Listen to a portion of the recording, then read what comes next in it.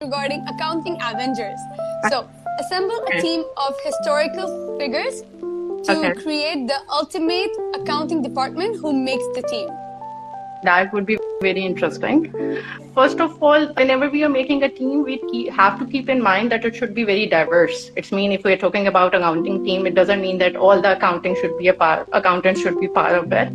There should be, definitely there should be accountants, but there should be other people who have the strategic thinking, who are expert in organization and management as well.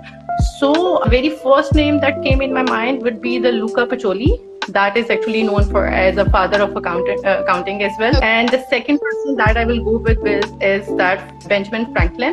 He's also known to be a very expert accountant and then the financial planner as well. And thirdly, being a girl, I will go with a girl that Elizabeth Patterson.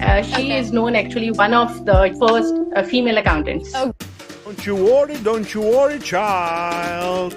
The checks have a tutor for you.